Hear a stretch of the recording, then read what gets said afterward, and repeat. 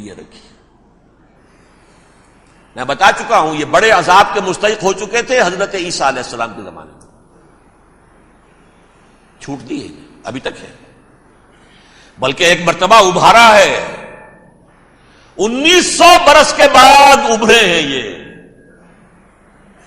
Balfour declaration 1917 سن 70 عیسوی کے بعد، تقریباً 1900 برس، 1850 برس تو ہے ہی کم سے کم.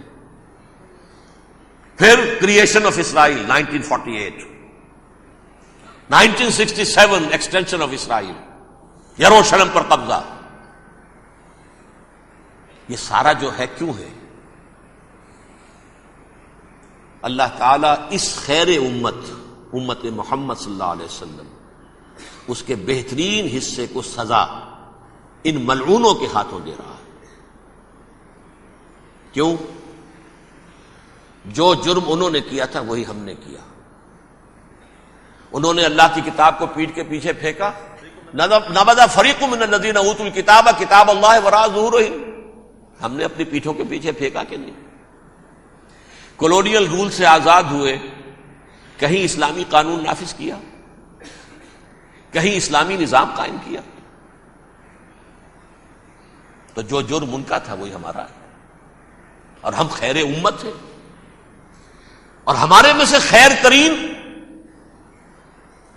عرب ہیں. ان پر اللہ کا فضل، ان کی مادری زبان میں اللہ کی کتاب موجود ہے. پھر انہوں نے اللہ کے دین کو پیٹھ دکھائی. جو ملک آزاد ہوا کولونیل رول سے، یا اس نے قبلہ کر لیا اپنا ماسکو کی طرف یا کر لیا واشنگٹن کی طرف. کسی نے مکے کو قبلہ بنایا. یہ بدترین سزا ہے. ویل للعرب من شر قد اقترب. اور ترمذی شریف میں تو یہاں تک روایت ہے من اقتراب الساعۃ ہلاک العرب، قیامت کے قرب کی ایک نشانی یہ بھی ہوگی کہ عرب ہلاک ہو جائیں. ایک حدیث میں الفاظ آتے ہیں کہ حضور نے جب کہا یہ ہوگا یہ ہوگا یہ ہوگا یہ بربادی آئے گی، تو کسی زوجہ محترمہ نام میں بھول رہا ہوں، انہوں نے پوچھا کہ عرب اس دن کہاں ہوں گے؟ فرمایا العرب یومئذ قلیل، بہت کم ہوں گے. آخری خاتمہ ہونا ہے یہود کا حضرت مسیح علیہ السلام کے ہاتھوں. وہ عذاب جو 2000 برس تک ان سے ٹلا رہا وہ آئے گا، اور ان کے رسول ہی کے ہاتھوں آئے گا. لیکن اس سے پہلے مسلمانوں پر یہ عذاب آ رہا ہے. ہولوکاسٹ کے درجے کا عذاب آ رہا ہے. البتہ ہم پاکستانی اس میں یوں سمجھ لیجئے کہ وہ تو خبریں موجود ہیں احادیث میں، وہاں تو جو ہونا ہے. اتنے انسان مریں گے، اتنے انسان مریں گے کہ ایک پرندہ جو ہے اڑتا چلا جائے گا، وہ نہیں چاہے گا کہ نیچے اترے تو کسی لاش پر اترے. اسے جگہ نہیں ملے گی زمین خالی کا کہیں اتر سکے. تھک ہار کر گرے گا، مرے گا تو بھی لاش کے اوپر گرے گا. یہ الفاظ ہے حضور صلی اللہ علیہ وسلم. الملحمۃ العظمی الملحمۃ الکبریٰ. یہ لاسٹ کروسیڈ ٹرمپٹ اخبار نے، میں اس کا فوٹو اسٹیٹ بھی کبھی آپ کو دکھا دوں، ویسے میرے ساتھ ہے وہ رسالہ ٹرمپٹ.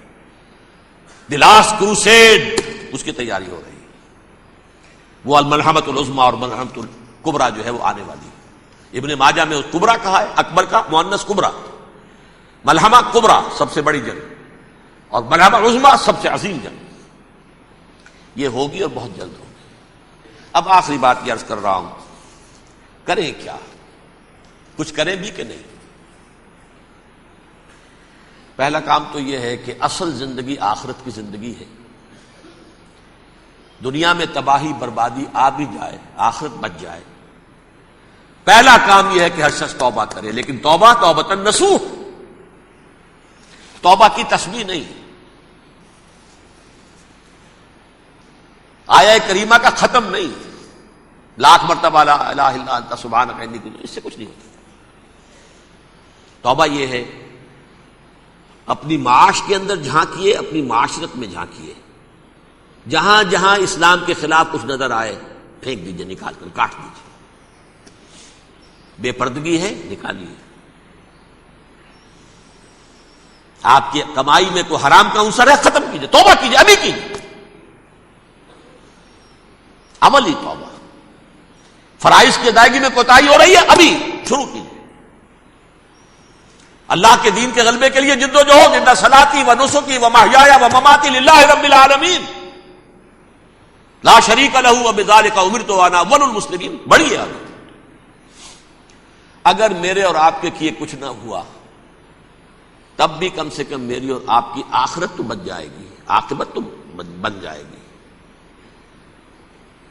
اخروی عذاب، سب سے بڑا عذاب، دائمی عذاب، اس سے ہم بچ جائیں۔